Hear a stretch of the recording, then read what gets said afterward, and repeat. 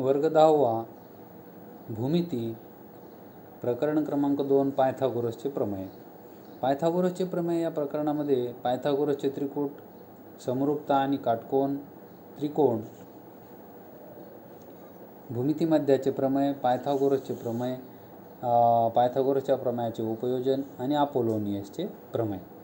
तर सर्वप्रथम पायथागोरसचे प्रमेय आपण वर्ग 6वी-7वी पासून पाहत आहोत. तर काय आहे पायथागोरसचे प्रमेय? काटकोन त्रिकोणात कर्णाचा वर्ग हा इतर दोन बाजूंच्या वर्गांच्या बेरजे इतका असतो. त्रिकोण PQR मध्ये कोन Q हा 90 अंशाचा आहे किंवा काटकोन आहे, तर कोन Q समोरील बाजूला कर्ण असे म्हणतात. या ठिकाणी PR हा कर्ण आहे आणि म्हणून PRचा वर्ग बरोबर PQचा वर्ग अधिक QRचा वर्ग. त्यानंतर पायथागोरसचे त्रिकूट. त्रिकूट म्हणजे 3 संख्यांचा समूह. नैसर्गिक संख्यांच्या त्रिकूटामध्ये जर एका संख्येचा वर्ग हा इतर 2 संख्यांच्या वर्गांच्या बेरजे इतका असेल तर त्याला पायथागोरसचे त्रिकूट असे म्हणतात. या ठिकाणी 11, 60 आणि 61. तर याच्यामध्ये 11चा वर्ग हा 121 आहे, 60चा वर्ग हा 3600 आहे आणि 61चा वर्ग हा 3721 आहे. म्हणजे 11चा वर्ग अधिक 60चा वर्ग बरोबर आहे 61चा वर्ग. या 3 संख्या पायथागोरसचा सिद्धांत सिद्ध करतात म्हणून यांना पायथागोरसचे त्रिकूट असं म्हटले जातं. त्यानंतर असे बरेचसे त्रिकूट आहेत, ते आपल्याला शोधायचे आहेत विद्यार्थ्यांना. उदाहरणार्थ 3, 4, 5 आहे, 5, 12, 13 आहे, 8, 15, 17 आहे, 24, 25, 7 सुद्धा आहे. तर अशा प्रकारे आपल्याला अजूनही आपण शोधू शकतो.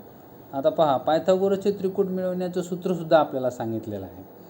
जर ABC या नैसर्गिक संख्या असतील तर A वर्ग अधिक B वर्ग नैसर्गिक संख्या घ्यायच्या आणि त्या दोन्हीच्या वर्गांची एकदा बेरीज करायची, एकदा वजाबाकी करायची आणि एकदा 2AB, A वर्ग अधिक B वर्ग, A वर्ग वजा B वर्ग, 2AB अशा पद्धतीने जर आपण केलं तर यातून मिळणारं जे उत्तर आहे, ज्या संख्या आहेत त्या त्रिकूटामध्ये येतात. तर आपण या पुस्तकामध्ये पाहू शकतो की कशा पद्धतीनं आपल्याला त्रिकूटं शोधायची आहेत. तर त्रिकूट शोधण्याचा एक उपक्रम किंवा प्रात्यक्षिक आपल्याला या ठिकाणी करता येईल.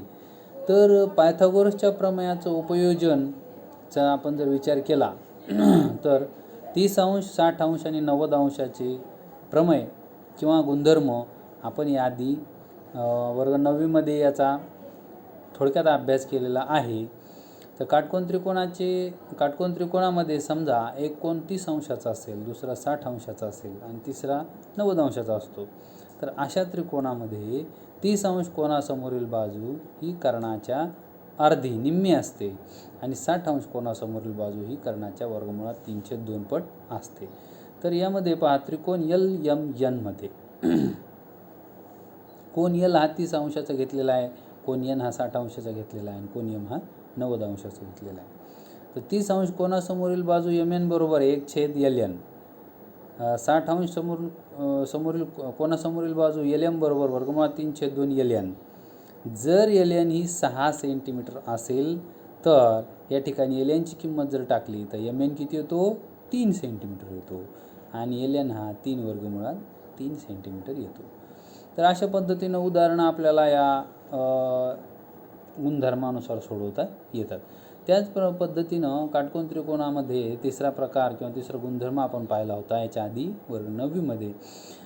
45 अंश, 45 अंश आणि 90 अंश असणाऱ्या काटकोन त्रिकोणाचा गुणधर्म. जर एखाद्या काटकोन त्रिकोणामध्ये 2 कोन 45 अंश मापाचे असतील आणि एक हा 90 अंश मापाचा असेल तर अशा त्रिकोणामध्ये काटकोन करणारी प्रत्येक बाजू ही कर्णाच्या 1/2 पट असते. हा गुणधर्म आहे. आता या गुणधर्मामध्ये याला समद्विभुज काटकोन त्रिकोण असं सुद्धा म्हणता येतं, कारण 2 कोन हे 45 अंशाचे असल्यामुळे त्यासमोरील बाजूसुद्धा कशा असणार? एकरूप असणार. म्हणून समद्विभुज काटकोन त्रिकोणामध्ये काटकोन करणाऱ्या बाजू या कर्णाच्या 1/2 पट असतात. हा या ठिकाणी आपल्याला हाही गुणधर्म, याच्यावरून उदाहरणं आपल्याला सोडवता येतात. आणि त्यानंतर समरूपता आणि काटकोन त्रिकोण. आता या ठिकाणी समरूपता प्रकरण आपण याच्या आधी पाहिलेलं आहे. समरूपतेचे गुणधर्म, समरूपतेच्या कसोट्या. आणि या ठिकाणी सुद्धा थोडासा संदर्भ तो घेऊन पायथागोरसच्या सिद्धांतावर नवीन गुणधर्म आपल्याला या ठिकाणी अभ्यासायचा आहे. प्रमेय: काटकोन त्रिकोणात कर्णावर टाकलेल्या शिरोलंबामुळे जे त्रिकोण तयार होतात ते मूळ काटकोन त्रिकोणाशी समरूप असतात. पक्ष: पहा, त्रिकोण ABC हा एक काटकोन त्रिकोण घेतलेला आहे आणि या काटकोन त्रिकोणामध्ये कर्णावर लंब टाकलेला आहे. कारण कर्णावर टाकलेल्या लंबामुळे जे त्रिकोण तयार होतात ते मूळ काटकोन त्रिकोणाशी व परस्परांशी समरूप असतात. मग रेघ BD लंब कर्ण AC बरोबर A दरम्यान D दरम्यान C. आता याच्यामध्ये सिद्ध काय करायचं आहे आपल्याला? त्रिकोण ADB हा ABCशी, छोटा जो त्रिकोण आहे वरचा तो पूर्ण मोठ्या त्रिकोणाशी समरूप आहे. त्यानंतर BDC हा मूळ त्रिकोणाशी समरूप आहे आणि ADB हे जे छोटे दोन आहेत हे सुद्धा एकमेकांशी समरूप आहेत हे आपल्याला सिद्ध करायचं आहे. परंतु कशावरून सिद्ध करायचं आहे? समरूपतेच्या गुणधर्मावरून. त्रिकोण ADB आणि ABC म्हणजे वरचा छोटा त्रिकोण ADB आणि मोठा त्रिकोण ABC याच्यामध्ये DAB आणि BAC म्हणजे वरचा कोन आहे, या ठिकाणी सामायिक कोन आहे. आणि ADB छोट्यामधला ADB हा काटकोन आहे आणि मोठ्यामधला ABC हा काटकोन आहे. तर या ठिकाणी दोन कोन एकरूप झाले. याचा अर्थ या ठिकाणी समरूपता कसोटीनुसार वरचा त्रिकोण ADB आणि मोठा त्रिकोण ABC हे समरूप आहेत. तसेच BDC आणि त्रिकोण BDC आणि त्रिकोण ABC हे सुद्धा या ठिकाणी आपल्याला समरूप दाखवता येतात.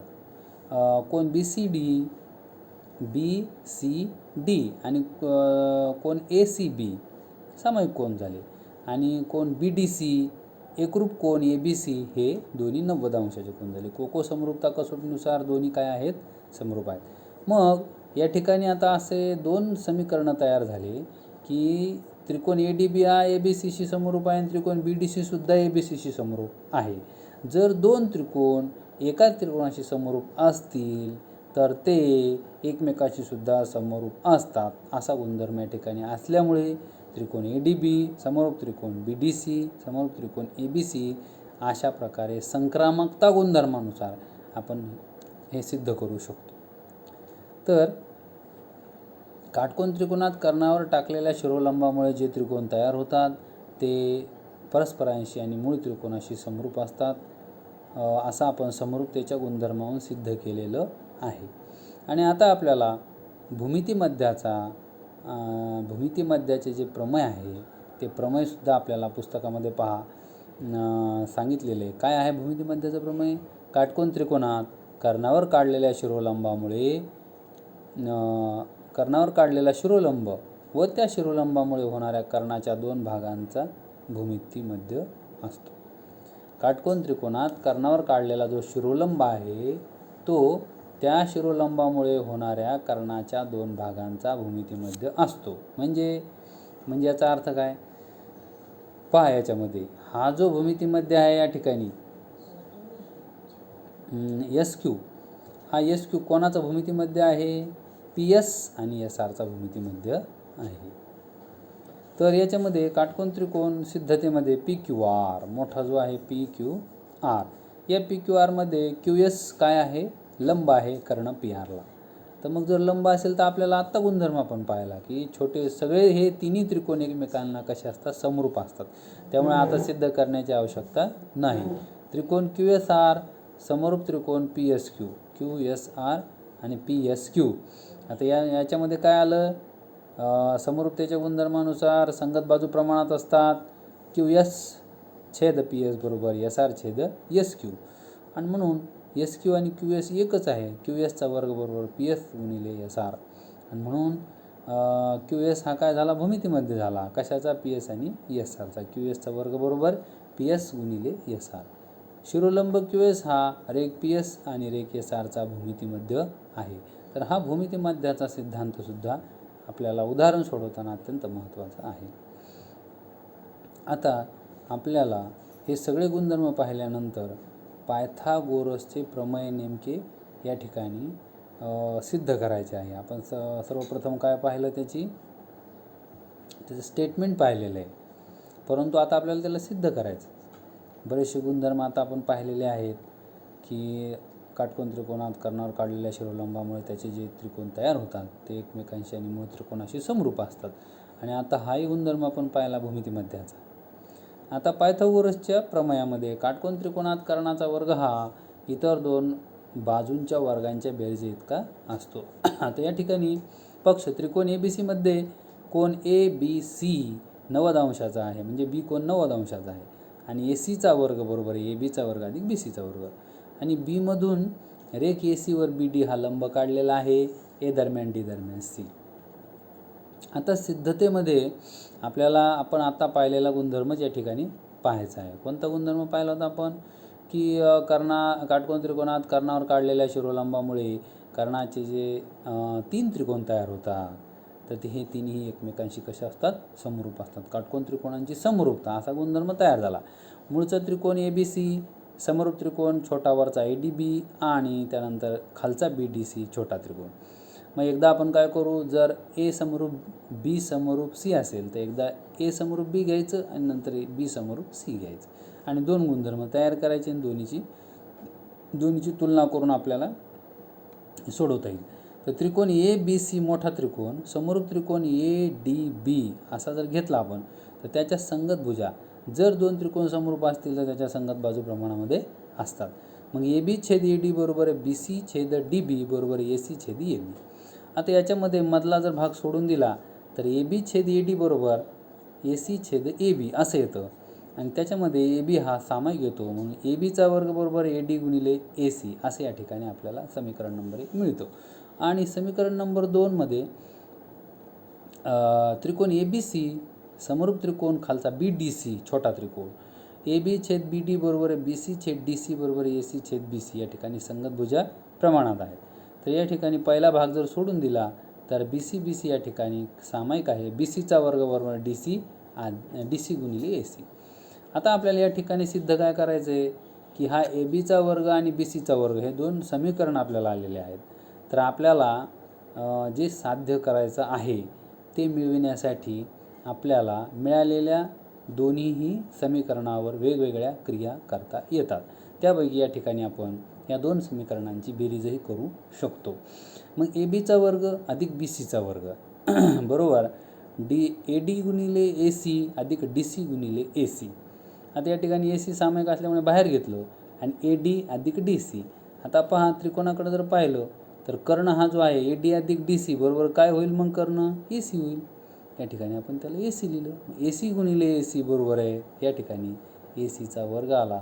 याचाच अर्थ ABचा वर्ग आणि BCचा वर्ग जर काटकोन त्रिकोणामध्ये जर आपण केला तर तो कर्णाच्या वर्गाबरोबर येतो.